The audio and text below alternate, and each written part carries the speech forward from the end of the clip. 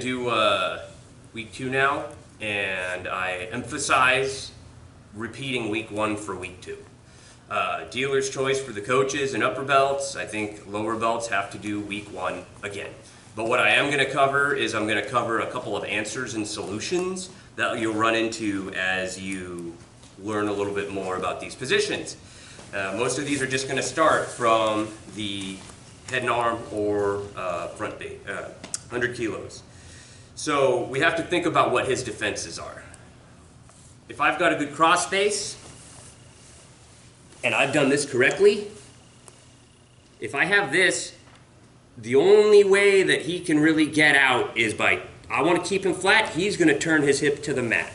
This is going to make him real comfortable, but he's going to get your hip to the mat to me, to just do the classic, right? Exactly. That's where it's all going to start. I've got to keep this cross face, but there's guys that you'll cross face and they're going to get this hip down here. I can't let him keep this. So there's 2 ways that I'm going to get his hip off the mat. The first one's for gi. I'm just going to grab his pant down low, as low as I can. Try not to pinch your partner's skin. And I'm just going to drive with my legs. I'm not lifting with my arm. I'm driving with my legs. And I'm turning him back over. If I've got this level of control on this arm, he can't running escape. He can't go away. So this is okay. And in addition to that, his hips might be turned, but I'm keeping his shoulders flat. That same move, no gi, if we're here and he turns into me and he starts getting that, I'm just going to cup the inside of his leg. I don't pick up with my arm. I drive with my legs. And then my knee replaces the pocket. And we establish control.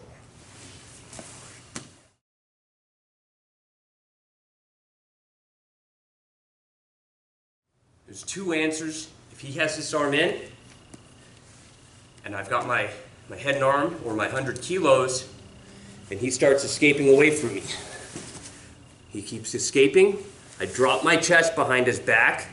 My hand goes flat to his chest, swims in. I can either stay right here, get the seat belt, my shin goes parallel with his shoulder, and I'm gonna rock back, step in, and take the back.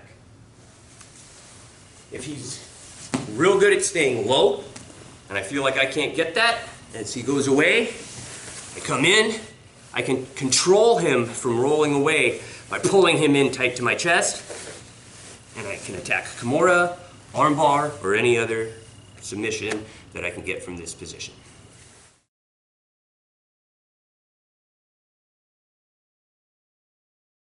The last thing I'm going to go over, if his arms are real tight, I want to cover peeling his elbows away from his wrist.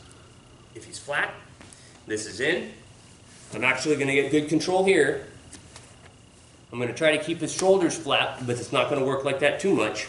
And this arm's going to stay right over here, tight. I'm not coming across him with this. Once again, I'm thinking about where my chest line is at on his ribs. I don't ever want my chest line to cross his chest. We're here. I can control here. I can control here. I'm going to walk my hips, and I'm going to go hip to hip. I'm going to drive him over. I'm going to drive with my knee this way. And then after that, I'm going to use my hips. I've opened up his elbow. When I turn him on his side, even if his elbow's tight to his body, I can get my hips in here now. Now, I'm going to drive with my hips. He's probably going to want to get his hand out of there because that can get real uncomfortable. I'm going to drive and separate his arm from his body and end back in my head and arm position.